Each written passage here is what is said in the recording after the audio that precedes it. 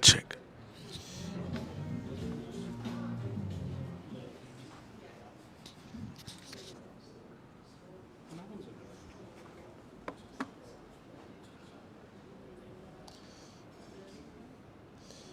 Welcome everyone. Welcome to our public meeting. If you're joining us for the first time, special welcome to you. If you're joining from your home, have your cuppa ready or dinner ready and stay tuned. My name is Henley Samuel, I'm President of Gungahlin Community Council, and we do have our executive members here today. So we have Darren and Michael today, so it's good. Just some of the housekeeping rule, which is on the next slide.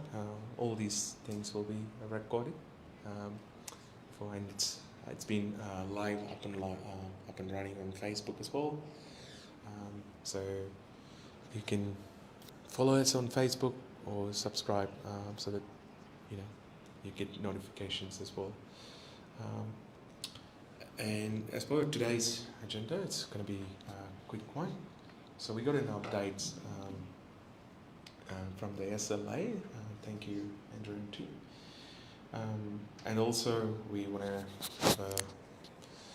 have information about what's going on the Monty Lane slip road construction. We got John Beagle, so he will lead us into that presentation. In terms of the GCC update, we had a meeting with the SLA recently, which was very productive, I think, which is good. And we continue to work with the agencies across the ACT government. And also the next public meeting, we possibly turn that into an election forum. We might send out to the invitation to all the running candidates as much as possible. So if you're running in the election and if you want to be part of it, probably reach out to us so you can join that forum as well. In terms of the location, most likely to be here, but we'll finalize it and let you guys know. Without further ado, probably I will get Andrew Griffith to come and lead us with the SLA update.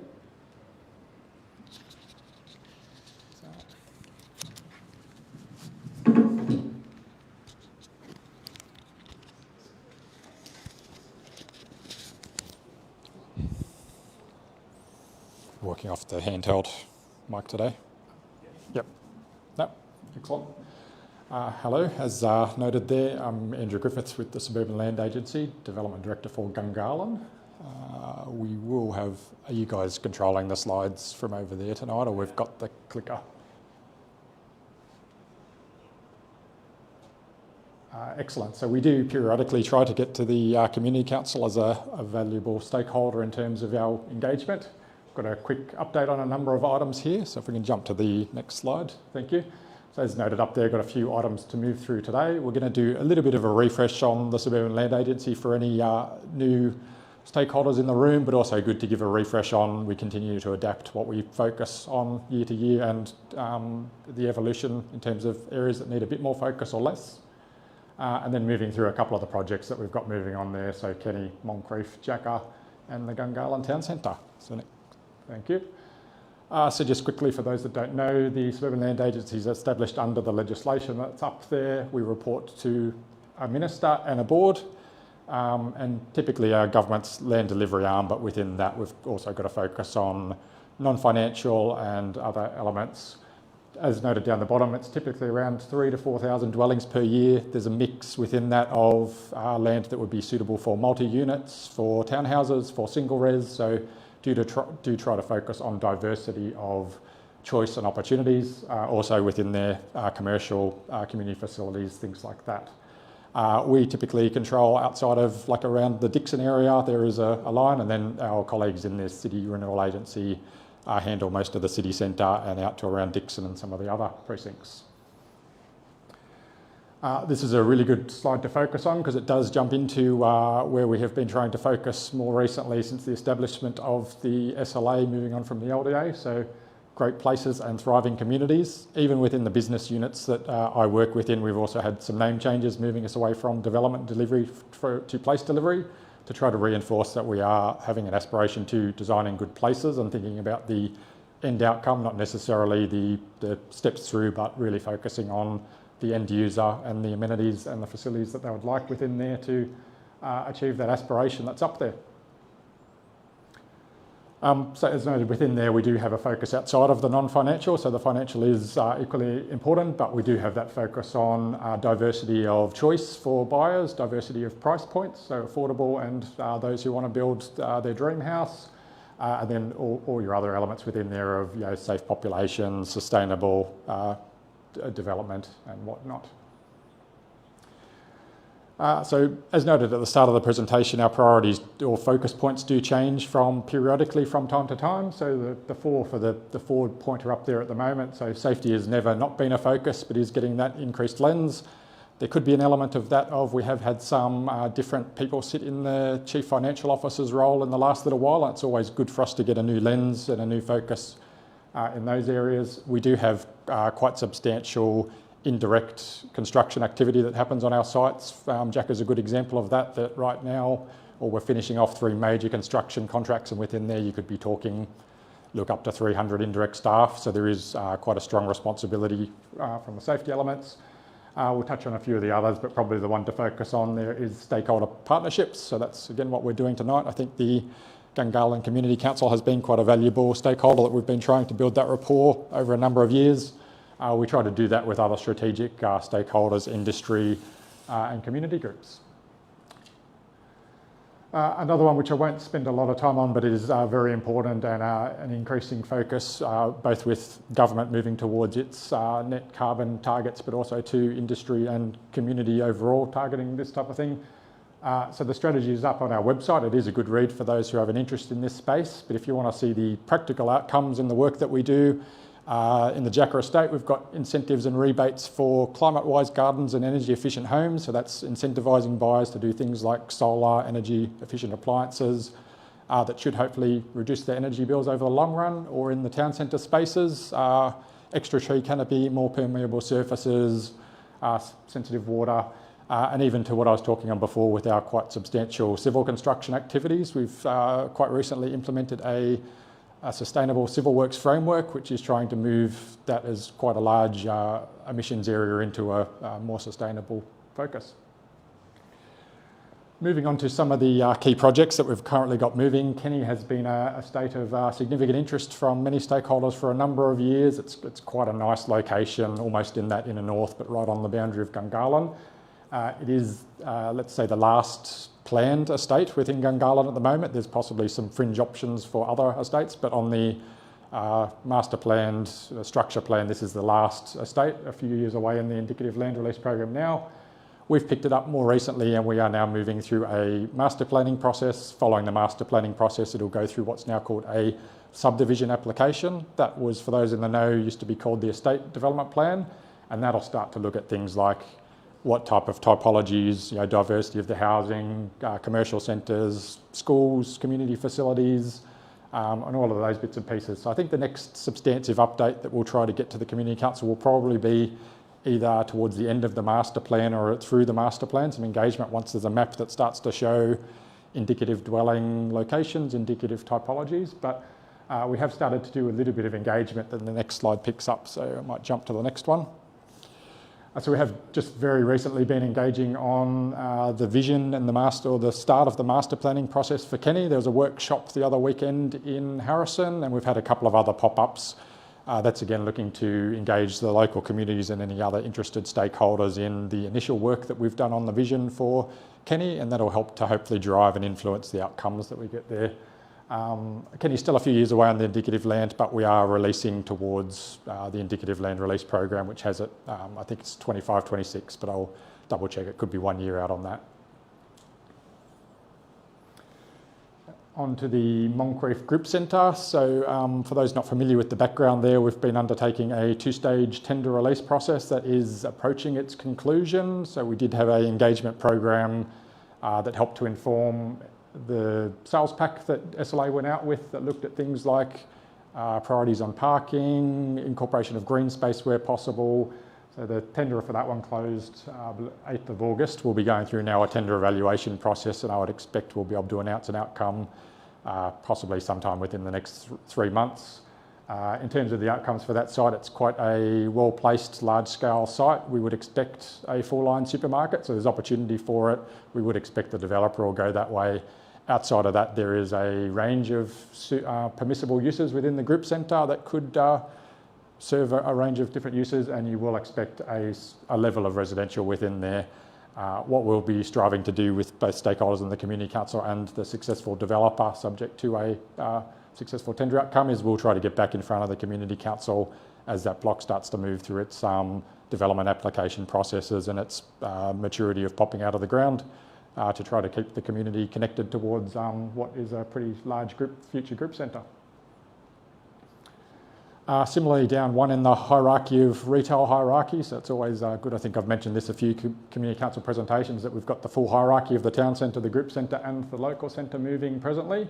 The Jacka local centre is out in the market presently. We did do a little bit of work on trying to influence some nice outcomes for this one. The tender's due to close shortly, and again, we'll try to bring that one back depending on the outcome of the tender to community. If there's a successful outcome, we'll bring back where we can what the developer's timeline is looking like and what the initial development intention's looking like. We have put a couple of clauses within that contract to give us increased visibility, similar to Moncrief, to try to be able to connect people towards both the timeline and the outcomes on that one. Just down the bottom there, some of the stuff we heard from the community engagement was, again, embracing the natural surrounds from the quick concept you can see up there, which I would stress is indicative only. The developer will still have some capacity to tweak what they want to do. There's really, really nice public domain around this Jacka local centre with the ponds out to the top, the central promenade in there. Parking's always an interesting one, but there was a push towards community having an interest in activation, so wanting to see the sites used more than just going to the shops in the morning, but events and other things, which our Mingle team will be, I'm sure, keen to explore, and accessible to everyone, which the estate design has really focused on that. So the positioning of this local centre is about a 5 to 6 minute walk from just about anywhere you could get to in Jacka, and then if you extend out from there, again, not too far to the Moncrief Group Centre, not too far to the town centre. So I think that, oh no, sorry, I'm jumping ahead of myself. So on to the Gungahlin Town Centre East. So this one we have been pretty active in the Community Council and quite a robust engagement process over probably approaching 2 years now. We are very, very close to one of the major documents that will come out of that process before we start jumping into the statutory estate development planning process. So the next deliverable will be what we call the place and design framework. To simplify that one, I would call it a master plan. So it's effectively setting up the informed by community and other stakeholders, SLA and government's aspiration for the place.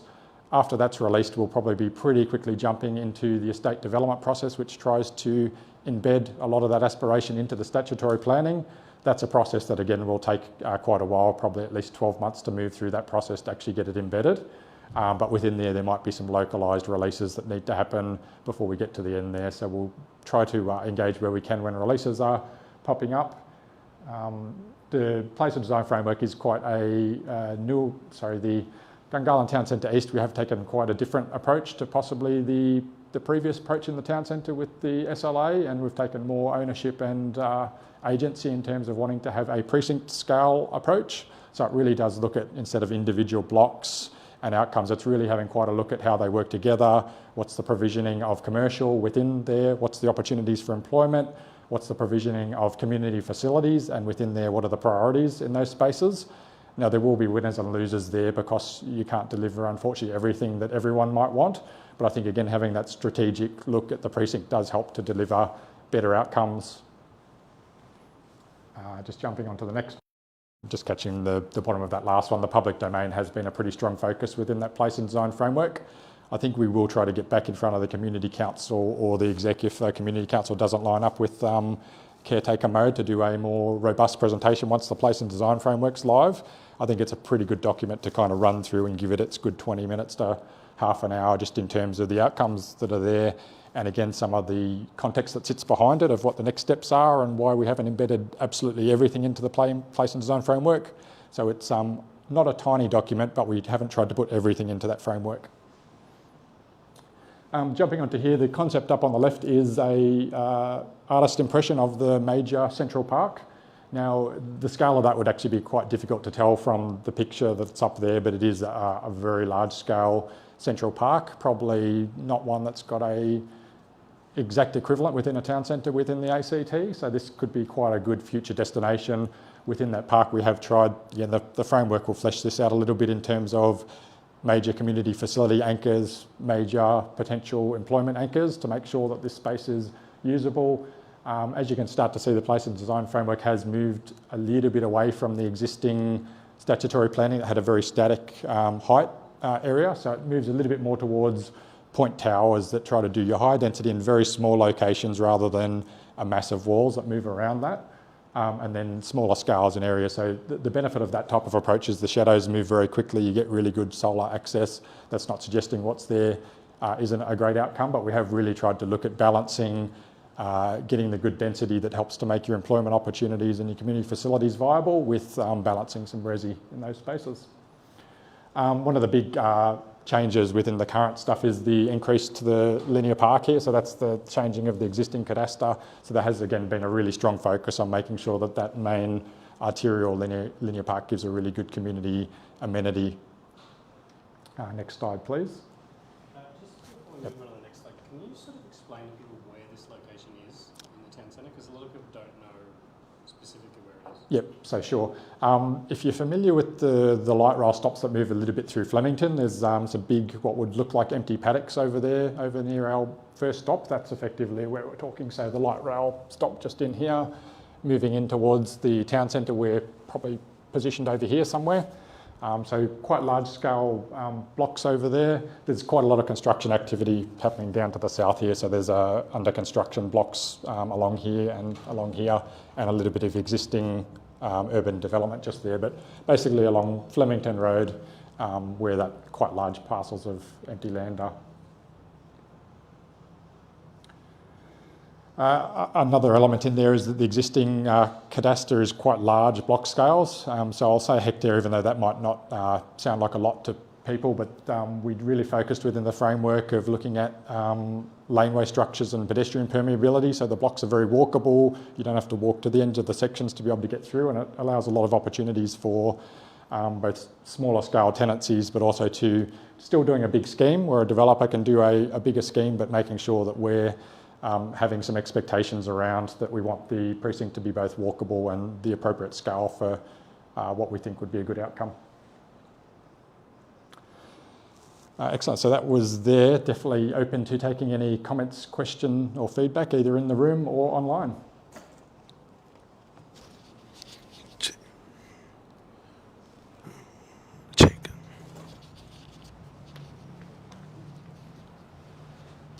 Thank you for that presentation. I just wanted to echo some comments. Obviously, we know that there is an aging population that's living in different parts of Gungahlin in this area. I know there is some challenges with regards to parking in these kind of developments. This has been voiced by some of the community members in the past. So what thought has been given to some of these planning, and would we see, if you compare it with other town centers, there's more parking spaces available, and how will that be addressed with some of this city east-west development? Yep. Excellent question. So definitely mindful of some of the existing agitation on some parking issues in specific locations, as is Transport for City Services. They've talked on that in this forum a few times. In terms of our element that we're working on at the moment in GCC East, yes, traffic planning is quite a large component. So under the framework, we did a level of traffic planning. In the next stage, which is a subdivision application, it goes through a very robust process, so much more detailed traffic planning that looks at exactly the use that we're proposing. That goes back past all of the internal government agencies for both endorsement and comment.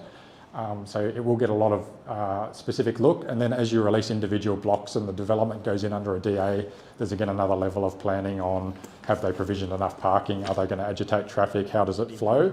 But we have quite a big role of that statutory level, and then there's a couple of other levels in saying that it is a town centre, so you will expect that there is elements of traffic, and possibly you want to plan it with the hierarchy of as many people as we can get into the public transport is a good outcome. So in dealing with our transport colleagues, they are wanting to continue and encourage people when you're visiting the town centre, start with the public transport and then move down. But parking provisioning is important as well. So even within the framework, there's opportunities for structured car parks that within there. So we have tried to have a bit of a detailed think about that, but there is more detailed work to come as we step through the next couple of elements of delivering that precinct. There's an online question. You mentioned something in regards to a major employment anchor. Can you elaborate in the Gungahlin East? Look, all I can talk to is opportunities for those employment anchors at this stage. So we'll focus it up around the provisioning of what we think is good outcomes for commercial. But there's a couple of different parts of government that would be involved in that. So we've got economic development areas, chief minister's areas. We will work with a lot of them in any specific announceables, but at this stage we would provisioning the opportunities and the scale and getting good market information on provisioning that. But I am not aware of any specific announceables on major anchors, but that could come down the track.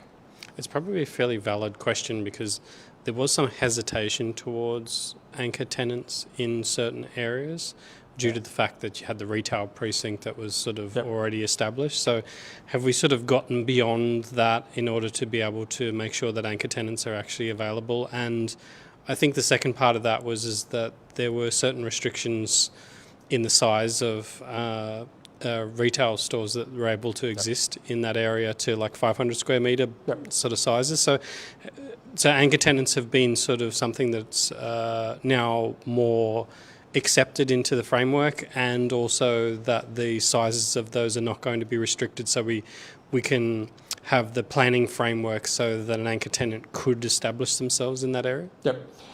So possibly I used the wrong word with anchor, but I'll clarify that anyway. There is some provisioning within the framework that will be visible quite soon around some office type blocks, but there's also a diversity of commercial opportunities within there, and even when I was using anchor, there's some large community potential anchors provided, so they would still be employment generators and things like that. In terms of your second part of the question, yes, we have been working with the planning area around that specific constraint, which was more relevant to the CZ5 blocks. Yeah. So this section doesn't have that same zoning, and so that same limitation on scale wouldn't be there, but it also did have a trigger on the other anchors within the town centre, and I believe the rule's now been addressed. So there was a previous rule that said until the anchor tenants are established in the town centre, that scale will be limited. Yeah. Now, my understanding was the advice is we have now achieved that level, or possibly have achieved that level. Because it was interesting, because most people didn't realise that was there, and I think you had to dig fairly deep into the sort of planning legislation to realise that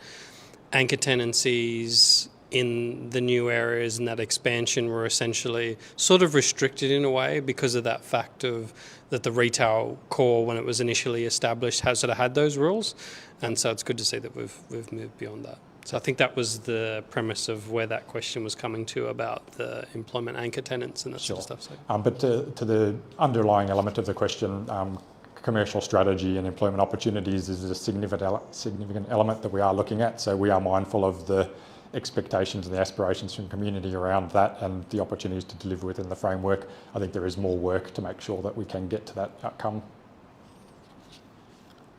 Any other questions from the floor? Andrew, I've got a question regarding one of the slides which talks about SLA sustainability strategy. Sure. So it talks about zero emission suburbs and healthy, prosperous and inclusive places. Mm-hmm. So what is the definition for the zero emission suburbs, and what do you mean by healthy, prosperous and inclusive places? Yes, I'm sure. So I'm not the expert in this space, and if there was some interest, I'm sure we could put some additional slides into this space. So when we're looking at those suburbs, some of it is the newer suburbs that we're releasing are all electric. So I think when we're talking net zero, the aspiration would be the total suburb getting to zero, but because of the construction elements, there are some parts. So we are really looking at more the operation of the suburb, trying to move towards that. So it's things like all electric, provisioning the solar in, elements like that. But if there is some interest in specific elements within that slide, I'd be happy to probably step up a little bit more of the detail of the exact nature of what's in that strategy. Yeah, that'd be good, because it talks about healthy, prosperous and inclusive places. So it'd be good to know what that means. Is it mean they're going to bring some health hubs over to the suburbs? I'm not sure how that's going to be defined. And also in terms of the zero emissions, and sometimes they often connect it to the car usage in the suburbs as well, try to come up with the plans of the apartments without the parking for cars and stuff. Considering where we are in Gungahlin in terms of the public transport, we don't have good connectivity, so the public transport is not feasible for most of the residents and most of the cohort here. So we'd be interested to know, like, what's the strategy, because we don't. In one of the TCCS meeting, they're not showing any interest of duplicating any of the roads in Gungahlin. So even I think one of the meetings, me and Darren went for the 2045 planning or strategy meeting.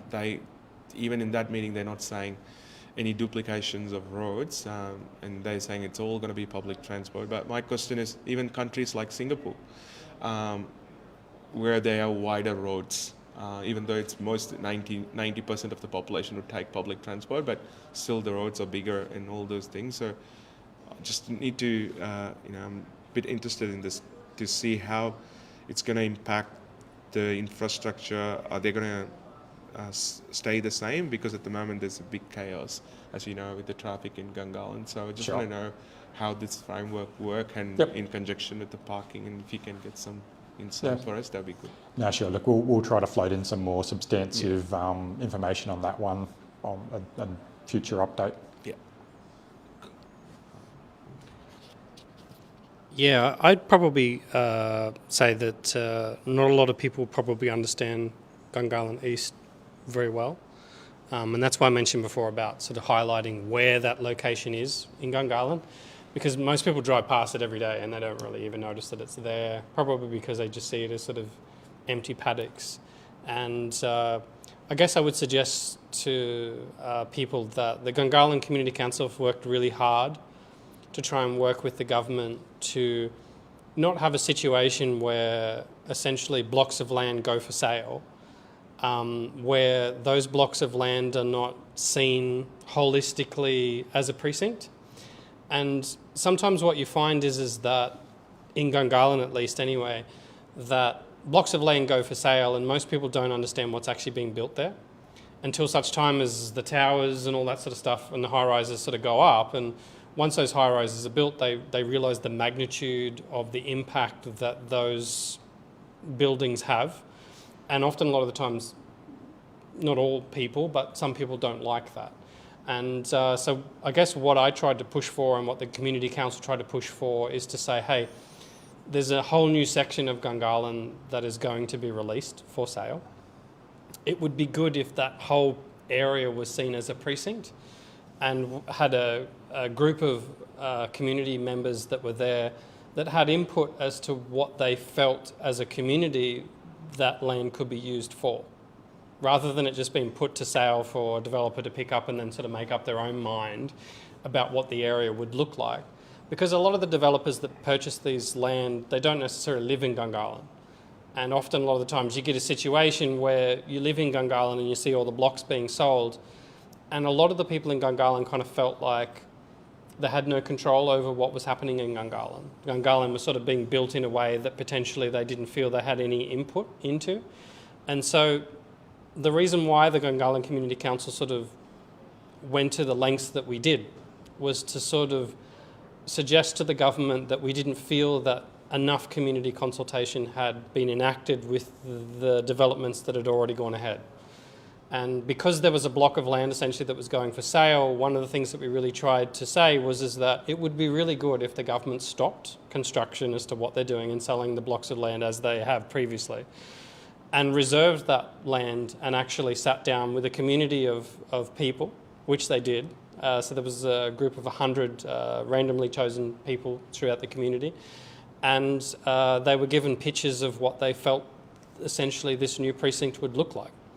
And I think that what's significant, if I can find it, is the Gungahlin East section where they talk about that linear park. That linear park is actually quite substantial, and I think without those initial negotiations, a lot of that land actually would have been sold for high-rise apartments and mixed use. And I don't think it would have been as substantial as what it is. And so that photo that's on the left-hand side that talks about that park, I think is really substantial, because it sort of reserves more land in the town centre for people to enjoy, because currently Gungahlin doesn't have a lot of green space. A lot of it is concrete, and there's a lot of families that live here, and a lot of those families live in medium density to high density living, and they don't really have these sorts of green spaces in order to enjoy. And I think that, for me, I think that was a big win, and I think that it was a good collaboration between the ACT government and the Gungahlin Community Council to have this looked at a precinct. I guess from my perspective, what we're looking for now is about the implementation. So we have the guidelines about what it potentially could be. It just really depends on the realisation of that plan, of the community consultation, as to how it actually comes about. And so I guess what I'm sort of saying is I think the work up until this point has been really good. It'll be really dependent on how the government sort of enacts the sale of those lands. And one of the things that we're really looking for is the government to put forward a prospectus for business to actually move into the town centre, so we can get a good mix of shops and precincts and things like that that reflect what the people of Gungahlin would really want. Because one of the things that I'm trying to sort of like lean towards is I want other people in Canberra to come to Gungahlin. And currently a lot of people don't come to Gungahlin because they don't feel that Gungahlin has the mix of retail and shops that essentially attract them to want to come here. And so that's one of the things that I'm hoping, and I think it was even the Chief Minister's office was looking at potentially putting forward a prospectus to put out to try and attract business to Gungahlin, and I think that would be something to look forward to in the future. So. Yep. Excellent points. I just had two, sorry that I remember that we took a few quick questions on notice when we had our meeting earlier. So the two there were the cinema site. Now I'm going to refer back to the September 23 update, which was a pretty good one from a couple of the MLAs. So what we'll do is we'll connect you to the right part of government to give a more substantive update on that one. It is probably one that I don't have the visibility to answer directly, so we'll connect you with the right people. It was a good update on the September 23 for those who want to go back and watch it. I think the MLAs did a good job of going over the history and the complexity in that one. And then there was just the quick question on Jacka's inventory. So as of the start of this week, or inventory in the SLA presently, we had 107 blocks over the counter available for buyers to purchase. You've probably got a similar amount in Whitlam presently, so possibly across the SLA in our single res type inventory, we've got around 200, 230 blocks, something like that presently. Thanks, Andrew. Like just on the land, the available blocks and stuff. I think a couple of years back there was a very much high demand. People are crazy with the ballot, like 12,000 applications or so. Now, don't you think the price are really overpriced in Jacka and Whitlam at the moment? And that's probably one of the reason those lands, you're probably struggling, I don't know if that's the right word, to sell them? Look, you do get fluctuations in the process. So when I first started with the SLA, we were probably closer to 1,000 blocks over the counter, and then there was movement in COVID. We do have a very robust policy for setting price and monitoring price. So that's not something that I have influence in, rightfully so. So there is a part of our team that do look at price, and they do monitor that from time to time. So I expect that will continue to get looked at across our inventory of whether they feel it is still sitting at market value, whether it needs to be reviewed either up or down or across. But yeah, there is a very specific, we've got a requirement to sell at market value that gets determined by external valuers through a pretty robust process, and that happens a little bit detached from myself. So it is a good observation, but I would say that, look, it's not a bad thing for us to have some inventory over the counter for people who want to come to Canberra. Everyone's going to have a different opinion on whether that should be 200 blocks, 1,000 blocks, 50 blocks. but possibly selling out wouldn't be the best thing. So I think that you do need a little bit of that tension of some available blocks versus price, and affordability is always going to be a strong factor for many people. Yeah, that's where I'm coming to, because they're saying there's the lack of land in Canberra and all those things, and then the demand for housing and all these things, and considering these prices, and I was looking into all homes, and some of the private sellers are selling less than SLA in some instance. So it'd be good to see how the data model going to work, and obviously I don't want in a state where we have blocks sitting around with no purchaser because of the price, and that doesn't reflect at the market level. So I just want to see I don't know whether it's part of the SLA scope or it's someone else, but just sort of put it through. Maybe you can take it on notice and see how this strategically going to do. What happens if it's going to take longer time to sell? Would there be a price reduction, or how that works, or how are we going to mitigate the demand in Canberra, because still we have demand in housing and stuff. Yep. Yeah, I'm happy to also pass on if there's some interest there. We could possibly do a more substantive update on how SLA sets price, and to just give a bit more transparency and visibility on that. It is already out there, but I can probably allow us to get some specific slides that walk through the process of how the prices get established, how it's monitored, and how it gets reviewed. Yeah. Can I ask you a quick question? Just in regards to, you mentioned about the blocks of land that are available in the ballot that people can enter into. Over the counter presently. Yeah. Yep. So one of the things that I'm just curious about is that in new developments, I noticed that there's a percentage of blocks of land in new developments that are actually reserved for developers, that are not actually available for purchase for people. Do you know what the percentage is of those blocks of land that you release in new estates that are kind of reserved for developers, that are not available for people to be able to purchase directly? It's probably better to take that one specifically on a suburb on notice. So I wouldn't have any specific percentages off the top of my head. It does fluctuate depending on the market at the time, release strategies, or even some suburbs have display villages where there's a industry relationship to give them a certain amount to make sure, and some, if they're smaller scale, might not have that. So it does fluctuate quite heavily. Even if you find, again, reacting to the market conditions, sometimes if we're finding it's a slightly less peaky market, we do try to move into those builder relationships a little bit more. So it does adjust depending on the estate. But if you wanted a answer on that one, we could certainly go away and look at what percentage of blocks in certain estates have gone to builders or have gone under kind of more of a only builder release type arrangement. Is there a reason why you would not just release all of them to the market and let people sort of decide on what they wanted to build? Is there a reason as to why you would specifically reserve any blocks specifically for developers to purchase exclusively? Yep. So we've got a procedure for when we look at the release that talks to the strategy and goes through a lot of those factors, and it looks at things like what's the market doing at the moment? Should it be is it first and last? Is it a special site? What inventory is available to different sectors of the market? Because in not wanting to limit it to only builders, it is also important that there is a pipeline for builders to have products. So again, within the estates, product for builders, product for someone who doesn't want to be with a builder, product for developers. So it probably is important that we continue to be providing all elements within the market in that space. But yeah, it does, each release in each suburb does have a few different factors that go into whether there's a targeted builder release or whether it's just open market to everybody. Cool. Thank you so much, Andrew. I appreciate that. Oh, there's a question there? Sorry, Andrew. No, not a problem.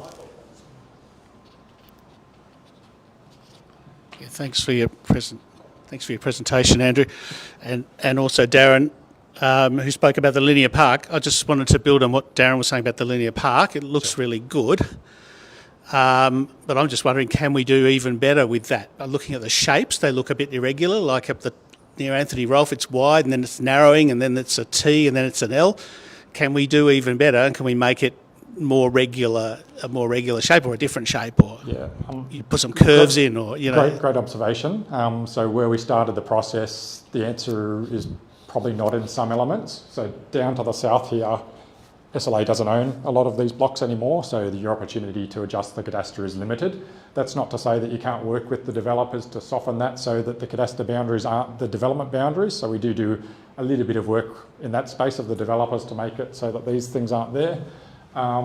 we still have a little bit of flexibility around these spaces, so that's the opportunity to review through the subdivision process to look at what are the appropriate boundaries. But yeah, unfortunately these irregular shapes down there are pretty locked in terms of just that's the part of the precinct that already has a few blocks under development. But it is a good observation. We do try to avoid anything that can lead to kind of tight corners within those type of public domain structures. Thank you very much, Andrew.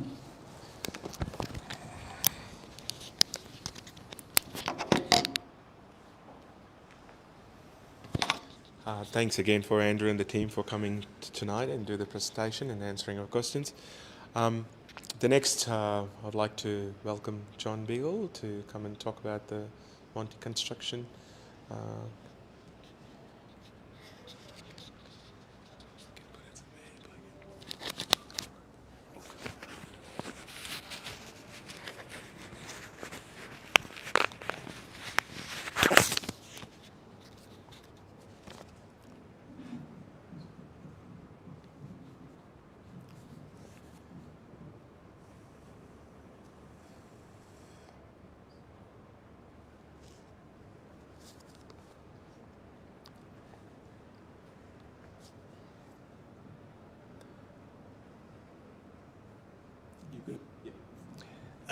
Well, good evening, ladies and gentlemen. Thank you for the opportunity of being here to the Community Council, especially to Henley and to Darren for facilitating this meeting to be able to enlarge the story that needs to be told concerning a very dangerous situation that is going to exist in a more serious form than it does at the moment. Now, this refers to the Monty Place slip road construction.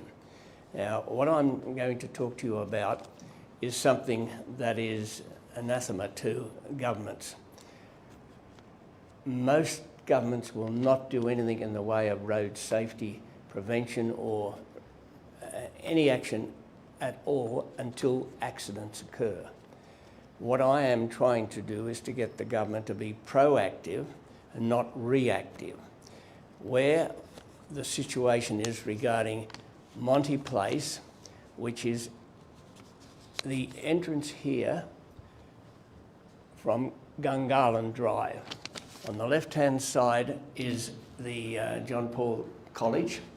Now, the Grove Nungamore is a retirement village of 163 villas, and it is adjoining this work you can see in the middle there. Now, that is the old Gold Creek Homestead site, which is at present a quarry. The picture that you see there is quite substantially old at the moment, and you'll see from later pictures, there's a staggering amount of work gone into this particular place. Now, it's going to have another 45 villas associated with the Grove, and then down the bottom here, it's having, there's the new precinct that they're talking about. This is the entry into the Grove Retirement Village on the left. And they're talking about the Western Precinct, which will start in the next 2 weeks, an extra 16 villas attached to the Grove, and on the right-hand side is the Hilltop Precinct, which will come later. Down in the bottom on the right is the Aged Care Precinct. Now, that's an R-Care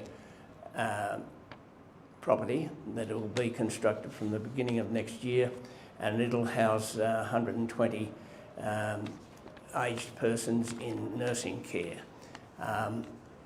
What the situation with this property is that increasingly the traffic is coming out of here and having difficulty getting in to the road you can see on the top, which is the Gungahlin Drive.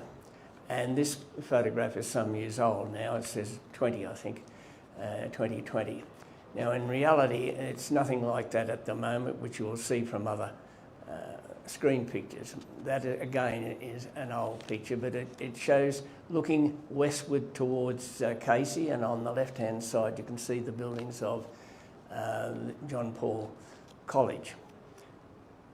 Now, this is as you would come out in those days to Gungahlin Drive. You can only go into the Monty Place, which is the only entry into the retirement village. You can only go in by turning left out of Gungahlin Drive, and you can only leave it by turning left. Now, as you can see, this is an open invitation, as you can see now, to turn right, which you can't do. Now, since that is earlier photos are taken, this was taken on June 22, you can see that they've put some bollards here to prevent people turning right.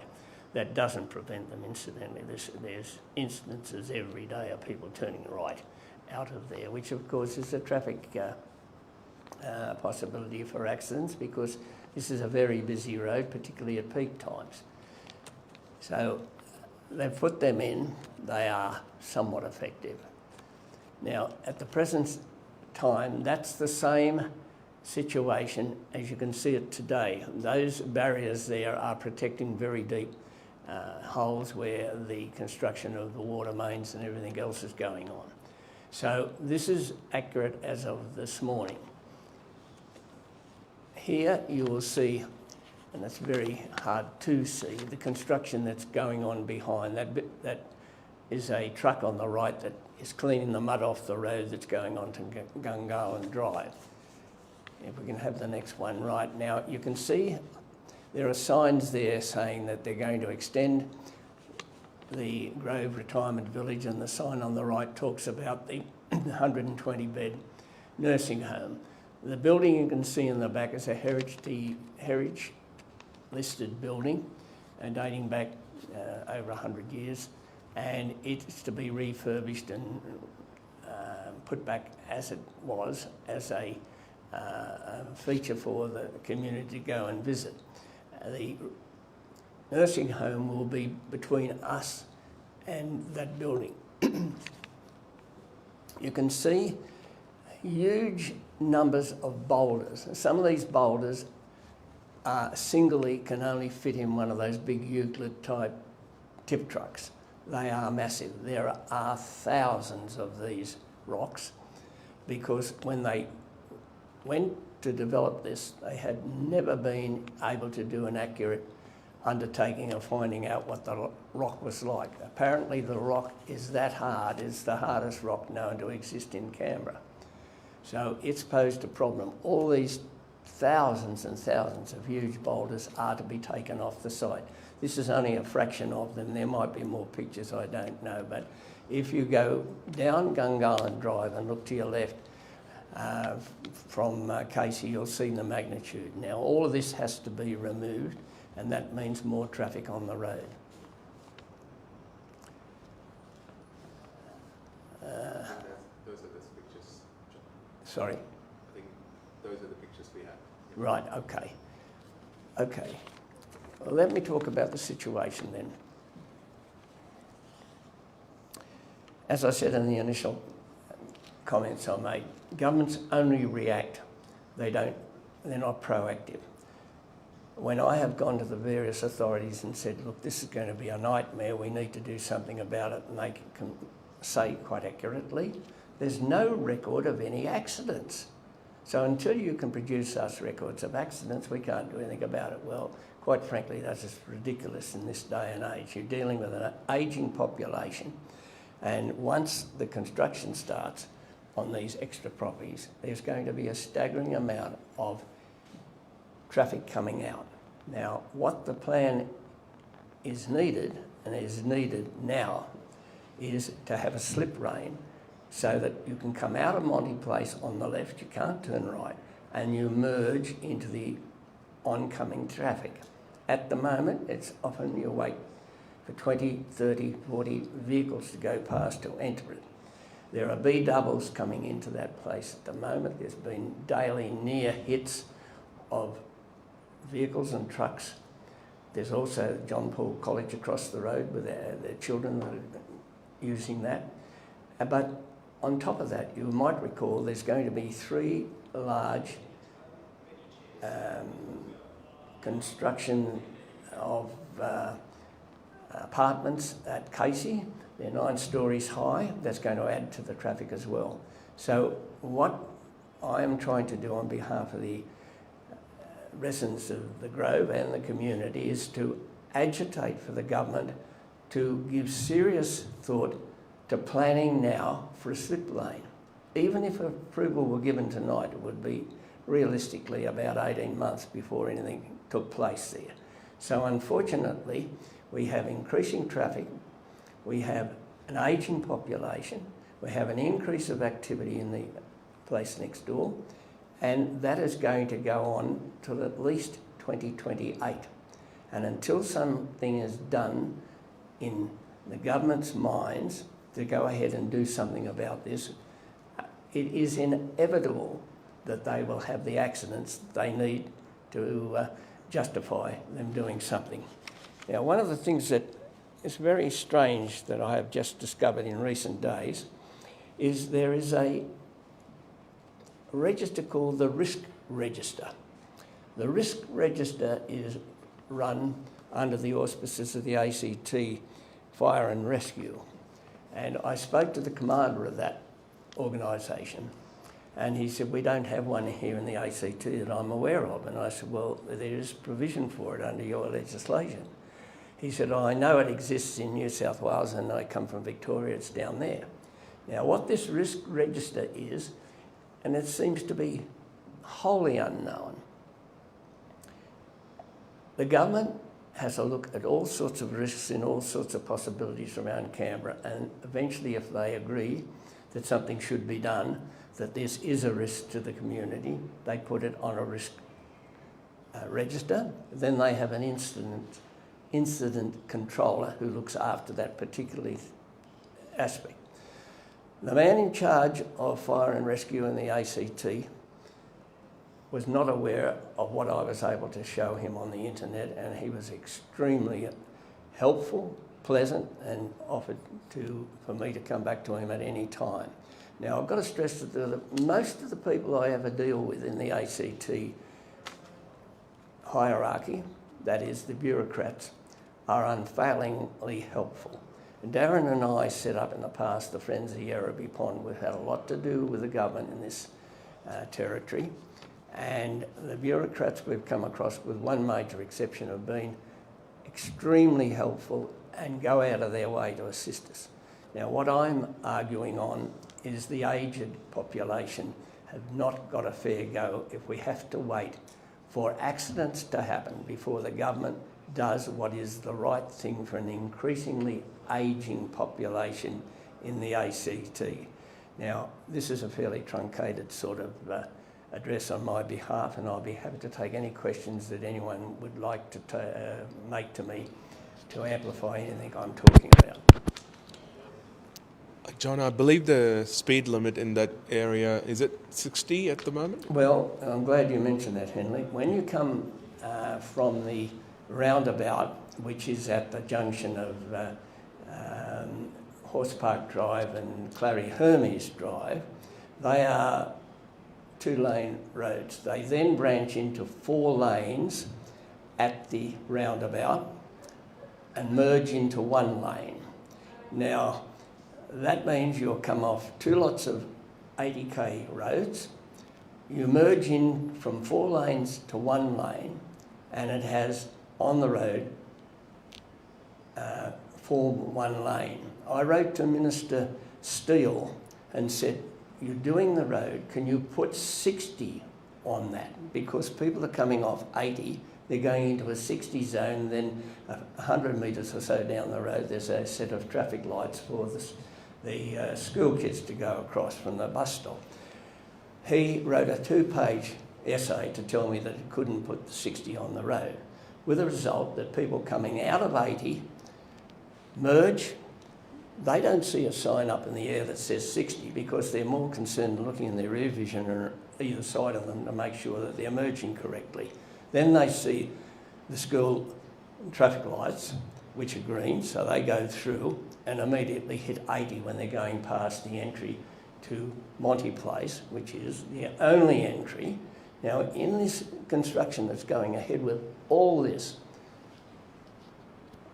it's going to be probably 10 times more traffic than has ever existed, because in a nursing home, the people who go to see the people in the nursing home are going to go there on a constant basis, and they're of their own ilk, usually fairly elderly. So you don't have to be Einstein to work out the difficulties for people to come out of that in traffic at any time, and it's going to get worse. So what we're trying to do is to convince the existing government to take on board the need to take notice of what is going to happen inevitably and not wait for accidents to happen to cause it to be done. So I think that might answer your question.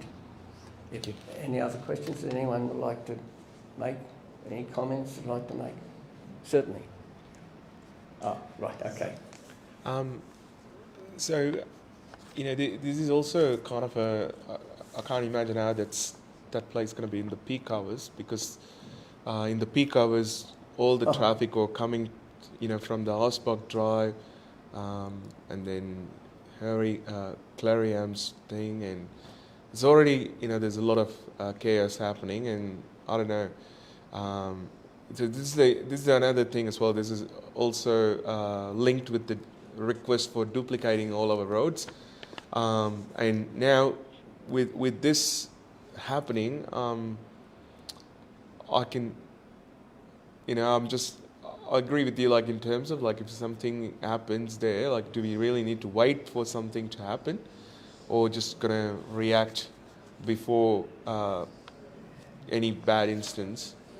I think it's a kind of an ongoing pattern I see throughout Gungahlin in terms of any of those planning and work. Well, Henry, what the situation is, it's the only section of the road that isn't duplicated. Now, it won't ever be duplicated because there is a massive bridge between Monty Place and the next roundabout that would cost tens of millions to duplicate. It's a massive, massive bridge, and there's no way you could see the government ever duplicating that bridge. But they can alleviate the traffic out of the Grove and the nursing home by putting a slip lane in. It's comparatively cheap and can be done in quite a short time. It's not a massive engineering project to do it. So did you got any response from the government on this request? They don't want to know anything about anything, quite frankly. It's too hard, the election's coming up. I've spent a lot of time, as Darren has, with ministers and others. They want to do a Pontius Pilate. They want to say, well, look, you know, we'll look at this later. Or, you know, one is banging one's head against a brick wall. I was fortunate enough to get a petition through the House of Assembly to set up an attempt to put up an ombudsman here for retirement villages. So what I'm espousing is right out of left field, and people don't have something to go by to measure it against. And as I keep harping, we must have the accidents before anything happens. I don't want that to happen. It's not fair for the community. And this is a growing community. The young people that are here now are going to be, as some of us here tonight are, in the elderly stakes, and we're a growing number of people in the ACT, and we're not being cared for as we should in that regard. Just to digress for a second, what people are probably not aware of, generally speaking, the federal government provides no funds whatsoever for retirement village residents or for the retirement village industry. Prime Minister Howard crucified us when he took what was then the existing funding from federal for nursing homes and retirement villages and took it only to nursing homes and removed the retirement villages out of it because he said, basically, you're self-funding, you've got the money, look after yourself, we won't worry you. So there's no funds from the federal, it's back to the states, and we know the states don't have the funds to do that they'd like to do. So I'm not massively critical of the ACT government in this regard because they're doing what they can to assist retirement villages and their residents. But it's a ongoing thing. But back to the point of what I'm trying to say is that this is something that the state government has a responsibility to do and to let the community know that they're interested in doing it. At the moment, they don't want to know about it. Any further questions? Thank you for your presentation. I'm going to check with Andrew what is the status of the risk register in the ACT, because I know that at my directorate we have a risk register and we have to make a full risk assessment for any changes, any structure, and we have to put in how we're going to mitigate the risk. So I wonder if there maybe is something, but they call it differently for overall ACT, but I'm going to check because we have it and we have to do it for everything. Well, that's delightful to hear that. So because this young lady that's asked the question, viewers, is somebody that's a senior public service in that area, and she's now confirmed what I've spoken about, which to most people is completely unknown. So thank you for the question, and I look forward to hearing from you. Absolutely. I cannot imagine that it's only at the hospital. So I think some of the other directorates would have something similar as well, but I will check with Andrew. Okay, well, thank you for your question, and if there is any others, I'm happy to answer them now. If anybody wants to see me privately afterwards, I'm happy to talk and explain a few things that I may not have made too clear. I should probably mention that the Gungahlin Community Council did receive some communication from, I think it was the Grove? Yeah, they did mention something about the fact that they did not have any intentions in order to build a slip lane themselves. So as Sachin mentioned before, that I think it was something to do with the Keaton, formerly Lend-Lease Retirement Village, has not committed to installing a slip lane on Gungahlin Drive. At the completion of construction of the Grove extension, this is not currently under consideration. Keaton would support any measures taken by the ACT government to reduce speeds and improve safety on Gungahlin Drive for all vehicles, including those turning out of the Grove extension, noting Gungahlin Drive as a public road. So I think they're making great sort of comment here to sort of say that they don't have any intention to build it, and they're sort of pushing it over to the ACT government in order to sort of do something about it. So, yeah. Well, you're correct, Darren. It was generally thought, and I think a lot of other residents thought that Keaton were going to put a slip road in when the whole thing was completed. But that isn't the case. They have no intention of doing it, and they shouldn't have to do it. It's the infrastructure for the ACT government to do. And I've been talking to the developer manager who is responsible for what is happening next door, and she's been very frank in saying that they can't do it and they shouldn't have to do it. This is something that the ACT government should be alerted to. I've written to all the existing MLAs in the Yarrabee and asked them to support what we're trying to do to get some attention from the government and commitment from the government to put this slip road in. What was the response from the Yarrabee MLAs? The Yarrabee MLAs? Did they, when you... I haven't had any feedback concerning this. Michael Pedersen has been made very aware of this. He's supportive of it, naturally, as I'm sure the others are, but this was only a short notice given to the local MLAs and they haven't got back to me. In the past, we've had Leanne Castley, who is a Liberal MLA. She has family in the Grove. She's well aware of the problems there. As to the others, I'm not sure where they stand. I can only assume they would want to assist us to get something that is essential for the well-being of what I call the inmates at the Grove. Yeah. Sorry, Andrew, sorry to put you on spot, but I'm just wondering, are you able to liaise with any of those departments within the ACT government to give us an update or anything on this, whether they could do an assessment? Take the question, Yeah, you can take the question. Yeah.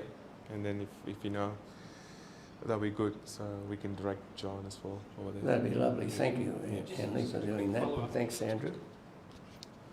I mean, just based on what's planned here, I'm surprised that. I mean, considering this, the size of the construction there, they're going to send all of those trucks with the rocks and all that sort of stuff down that road. Yep. There are hundreds of loads of massive rocks. They're all going to be removed. They can't be used there. They've got no purpose to use them. That's happening every day, all day, down here, Yep. right through us. I'm surprised that Including Saturdays. I'm surprised the government didn't have some sort of requirement for them to actually have an alternate route for the trucks to be going through. Considering, I come from a mining town originally, and there are instances that have happened before where even in the mines where they have all of the safety and the flags and all that sort of stuff attached to the cars, where trucks have. Boulders have fallen off trucks and landed on work vehicles within the mines. I would have thought that from a safety perspective, these large trucks with the rocks sharing the same lane, essentially, as the cars from people in the Grove. I mean, from a risk point of view, I'm actually amazed that they don't actually even have even a temporary lane that the trucks are specifically using. The fact they're using the same road, and considering the weight that these trucks would have, I mean, those roads are going to be destroyed within a short period of time, essentially, as well. So, I mean, they're obviously going to destroy the roads anyway, the existing roads that are there, given probably the weights of the vehicles that are there. So, I'm actually amazed that they don't have an alternate area that these trucks are actually flying through. Yeah, and I was under the impression that originally when this was being built that the slip lane was part of the sort of construction plan, that as far as I was aware. So I'm surprised to... That's very logical. And I know, yeah. This isn't logical. That's the whole thing. It's the old reactive rather than proactive. And So- now the opportunity to present this and make it better known through yourselves may draw some attention to this. Thanks. Just to give you an instance of the size of these rocks, there are huge machines working in that site.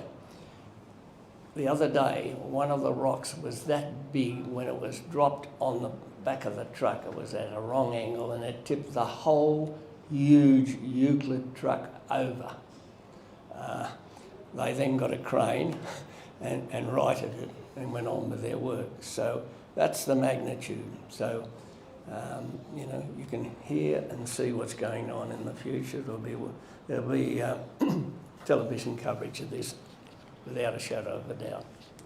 Anyway, thank you for your attention. Thank you for the opportunity to present.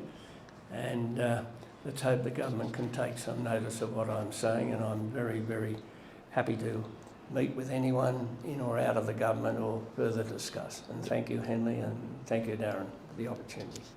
Thanks, John. Thanks for coming down tonight and letting us know about this. Done. Thanks again for all our speakers, and thanks for joining us today. And if you watched us online, thank you for joining us, and we'll see you for the next public meeting. Thank you, and God bless. Good night.